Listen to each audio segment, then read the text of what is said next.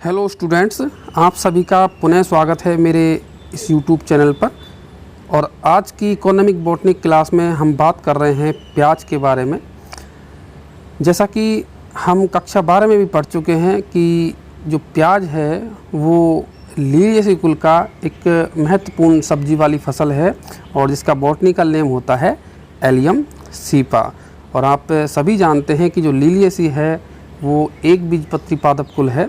और प्याज में अगर बात देखें हम तो प्याज में जो हमारा उपयोगी पादप भाग है वो होता है रूपांतरित तना या बल्ब। अब सबसे पहले हम बात करेंगे कि प्याज की जो उत्पत्ति है वो किस क्षेत्र से हुई है। तो आप देख सकते हैं कि जो प्याज की उत्पत्ति है वो दक्षिणी एशिया अथवा जो भूमध्य सागरीय क्षेत्र है मेडिटेरियन, इस मेडिटेरियन क्षेत्र की मानी जाती है, दक्षिणी एशिया की मानी जाती है। दक्षिणी एशिया में हिंदुस्तान, चीन और इसके आसपास का जो क्षेत्र है वो आता है। यहाँ पर इसकी खेती जो है वो बहुत ही पुरातन काल से की जा रही है। लगभग कहें कि 4000 वर्ष से भी अधिक समय से यहाँ पर इसकी खेती की जा रही है और साथ ही साथ प्याज का उपयोग जो है यहाँ पर किया जा रहा है। भारत के संदर्भ में अगर हम देखें तो भारत में जो है वो ईसा पूर्व से ही प्याज का उपयोग किया जा रहा है। लगभग 600-700 ईसा पूर्व से ही जो है यहाँ पर प्याज विभिन्न औषधियों में प्रयुक्त किया जाता था। हालांकि प्याज जो है वर्तमान में अगर हम देखें तो विश्व के जो है अधिकांश भूभाग के जो टेम्परेट क्षेत्र हैं, साथ ही साथ ट्रॉपिकल जो क्षेत्र हैं, उन्हें किया जाता है। भारत में भी जो है प्याज अधिकांश राज्यों में अलग अलग समय पर बोया जाता है। अब हमारा नेक्स्ट बिंदु जो है वो है वानस्पतिक लक्षण।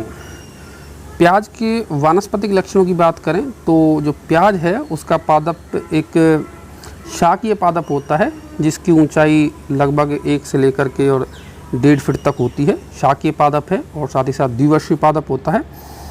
डायग्राम में भी आप देख सकते हैं कि जो प्याज का पादप है वो इस तरीके से होता है।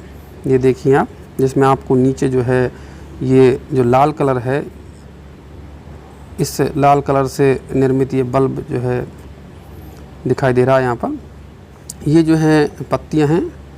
तो इसके जो तने की अगर बात की जाए तो तने जो है वो इनका अत्यंत हासित होता है। आप देख सकते हैं कि जो तना है वो ये देखिए, ये जो तना है वो अत्यंत हासित होता है और साथ ही साथ एक पतली डिस्क के रूप में रह जाता है। केवल एक बिंब के रूप में जो है तना वो पाया जाता है। और पत्तियां जो मिलेंगी वो आप देखिए, ये देखिए पत्तियां जो हैं वो लंबी होती हैं, साथ ही साथ ये बेलनाकार हैं और ये खोखली होती हैं। यहाँ पर हमें पर्ण जो है दिखाई दे रही है, ये पर्ण जो है वो लंबी, खोखली और बेलनाकार होती हैं।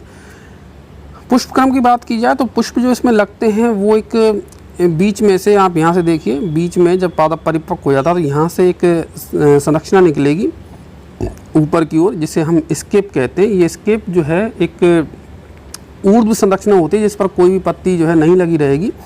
तो इस स्केप पर जो है छत्रकनुमा या अम्बेल लाइक जो है शशीमाक्षी पुष्पक्रम, रेशम पुष्पक्रम जो है वो लगता है। फल की बात करें तो फल जो है इसमें कैप्सूल पाया जाता है। और प्याज में अगर हम खाने वाले भाग की बात करें तो ये खाने योग्य जो भाग है इसका वो यही रूपांतरित तना होता है। स्टूडेंट्स कई बार जो है वो कंपटीशन की एग्ज़ाम में भी ये प्रश्न पूछा जाता है कि प्याज जो है वो पादप का कौन सा भाग है। तो ऐसे में आप उसको रूपांतरित तना सही आंसर दें। इस डायग्राम में हम देख सकते हैं कि ये जो हासित तना है, इस हासित तने से ये रेशेदार जड़ें निकल रही हैं। ये जो हमें दिख रही हैं ये फाइब्रस रूट दिखाई दे रही हैं। चूँकि एक बीजपत्री पादप है तो रेशेदार जो है जड़ें पाई जाती हैं। इस तने से निकली हुई ये दिखाई दे रही हैं आपको। इस बल्ब के अंदर अगर हम देखें तो इस बल्ब में यहाँ ये तने के ऊपर जो है जो संकेंद्रीय पर्ण विकसित होते हैं और ये संकेंद्रीय पर्ण जो है वो गोलाकार फॉर्म में एक तरीके से करके एक के ऊपर एक लिपटे रहते हैं और जिसके कारण ये जो प्याज है, इस प्याज के इस बल्ब का निर्माण होता है। प्याज में हमने देखा होगा कि इसमें विशिष्ट गंध होती है और इससे विशिष्ट गंध का कारण होता है इसमें पाए जाने वाला एलाइल सल्फाइड नामक वाष्पशील तेल। इसमें जो है वो एलाइल सल्फाइड पाया जाएगा, जिसके कारण यह तेज गंध इसमें से आती है। बल्ब की बात करें तो ये बल्ब जो है वो आपने देखा होगा कि अलग अलग रंग के होते हैं।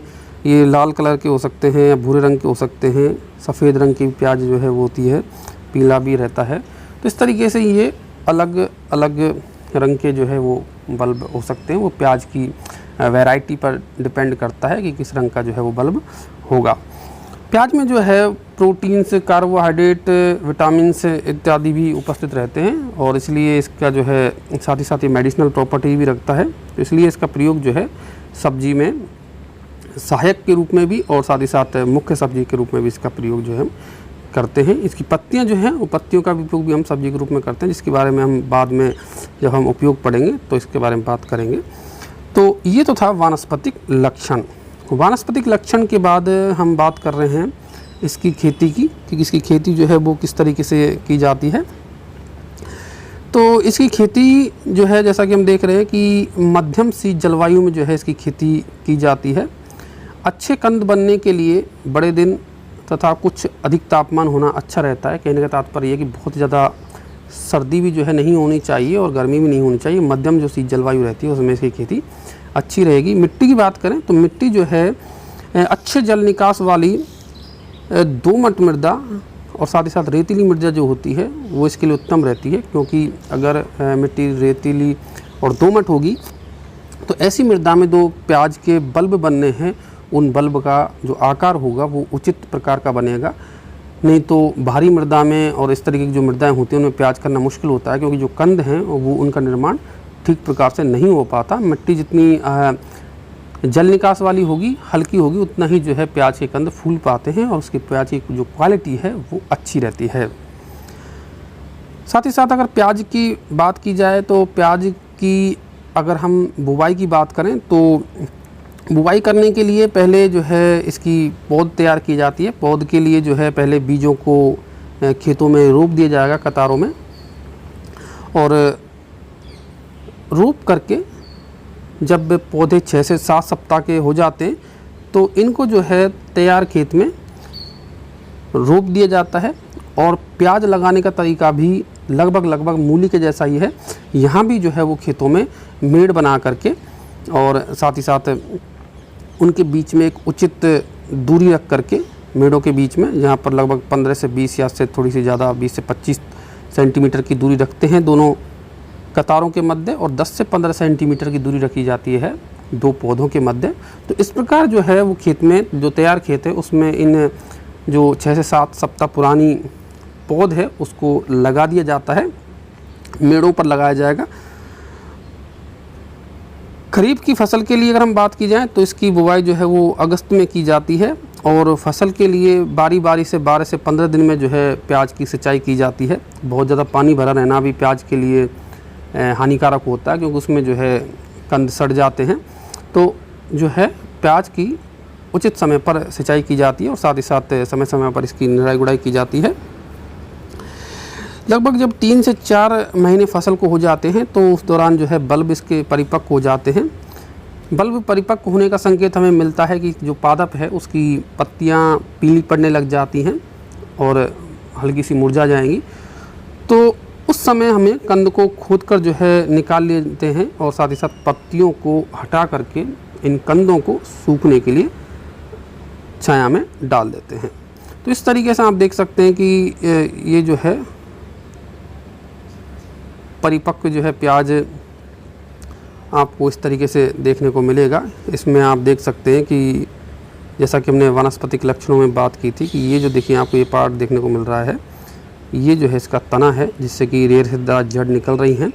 और इस तरीके से ये जो फ्लैसी लीफ हैं, ये फ्लैसी लीफ एक दूसरे के ऊपर संकेंद्रित रूप से विन्यासित रहती हैं ये, और यही जो है इसका खाने योग्य भाग बनाती हैं। और इस स्थान से जो है पादप में पत्तियां निकलती हैं। और यहाँ पर ये देख सकते हैं आप कि एक्जिलरी बड भी दिखाई दे रही है हमें प्याज की। तो ये एक तरीके से ये कह सकते हैं कि रूपांतरित तना है पादप का, जो कि हमारे खाने योग्य भाग बनाता है ये। अब हम बात कर लेते हैं इसकी उन्नत किस्मों की। उन्नत किस्मों को देखा जाए तो खरीफ में बुवाई के लिए जो उन्नत किस्में हैं वो N53 है, एग्रीफाउंड है, डार्क रेड है। अगर हमें रबी में बुवाई करनी है अर्थात अक्टूबर में और नवंबर में अगर बुवाई करनी है रबी की फसल में अर्थात गेहूं के और इनके साथ में, तो Pusa red, Pusa Ratnar, Agrifound light red, Agrifound rose, Pusa white round और साथ ही साथ अन्य किस्में भी इसकी जैसे कि Patna red, Poona red, Nashik red आदि हैं। तो स्टूडेंट्स ये तो हुई इसकी उन्नत किस्में जो आपको एग्ज़ाम में लिख के आनी है। अब बात कर लेते हैं प्याज के उपयोग की। जैसा कि हम सभी जानते हैं जो प्याज का मुख्य उपयोग किया जाता है वो सब्जी में एक सहायक के तौर पर किया जाता है अर्थात मसाले के रूप में किया जाता है। और साथ ही साथ प्याज को जो है कच्चा सलाद के रूप में भी खाया जाता है, इसकी सब्ज़ी बनाई जाती है और इसकी जो पत्तियां हैं वो भी जो है कई सब्जियों में डालने के काम में आती हैं। तो इस प्रकार हम देखते हैं कि प्याज जो है वो प्रमुख एक तरीके से लगभग हर सब्ज़ी में जो है वो प्याज डाली जाती है। तो इसका एक प्रमुख रोल जो है हमारी सब्जियों में रहता है। साथ ही साथ प्याज का उपयोग अचार बनाने में भी किया जाता है, सूप, चटनी, इस तरीके की जो अन्य व्यंजन उनमें बनाने में भी इसका किया जाता है। मवेशियों और मुर्गियों को भोजन के रूप में भी इसका प्रयोग जो है होता है और आयुर्वेदिक औषधि के रूप में भी इसका प्रयोग किया जाता है, क्योंकि इसका जो रस है वो कई बीमारियों के जैसे कि जुखाम, पाचन तंत्र विकार इत्यादि में औषधि का कार्य करता है। तो इसलिए इसका प्रयोग आयुर्वेदिक औषधि में भी किया जाता है। ये जो आप डायग्राम देख रहे हैं, देख सकते हैं आप, ये प्याज का चित्र हमने बनाया हुआ है। ये है जो